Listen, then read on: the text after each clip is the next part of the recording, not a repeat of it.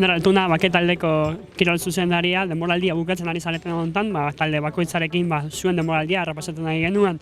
Zuena aurten da sorpresa eman dezuela, txirrindulari berri bat derrepente ia atera dezuelako eta garaipenak eman dizkizuelako, eta baita ere Alex Diazekin eta beste txirrindularekin maila osoan eman dezue denboraldia osoan zer. Nola juntzen zuen denboraldia?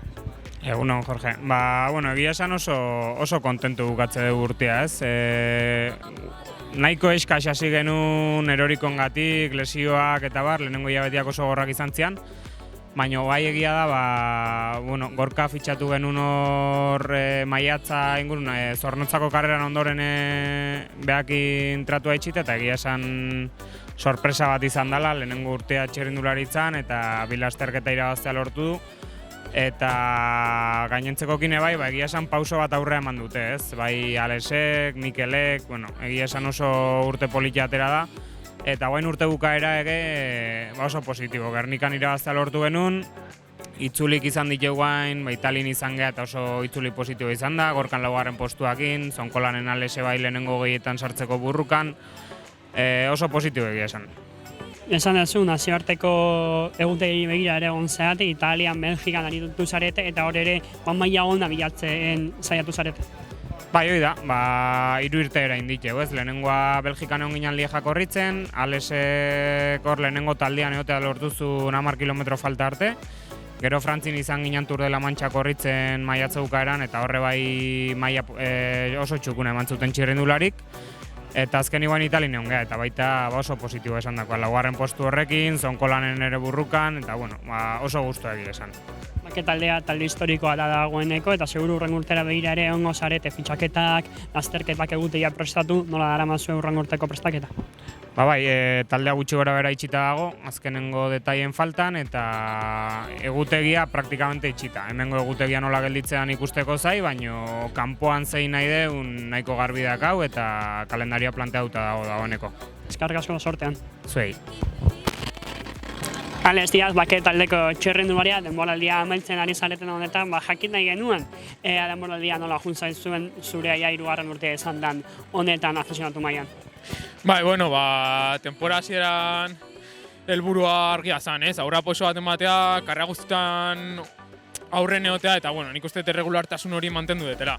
Oraindikan asko falta hobetzeko, eta hurrengo urteai begira gogo askokin eta aurten eukitugun faio batzuk hobetu ahal izatea. Hurrengo urtera begira jarri zara begiratzen errepasatzen aurtengoa, egia da, denboraldi bikaina egin dezula. Egia da, faitaza izan zaizula irabaztea, baina beti ia karrera guztietan aurrean ikusi zaitugu eta hori oso seinale ona da. Irabaztea zaila da. Horre honaiz karrera askotan, baina ezin izan derrematau.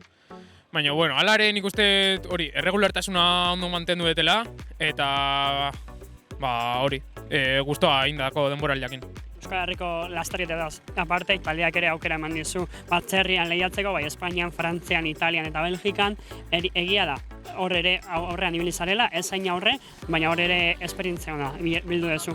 Azkenen kontinentalekin korritza esperientzia oso naha, han beste ritmo oso azkarrago badaukete, eta bakek aukera hori ematen digu atzerria juteko, eta batez ere Belgikan, Liejan eta Italian asko ikasi deu.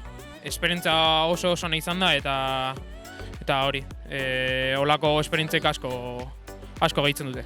Badakigu zeure buruarekin oso kritiko zehala, beraz hurrengo urtera begira helburuak eta barrekok finkatzen ibiliko zara, zer espero dugu Alexengatik hurrengo urtean?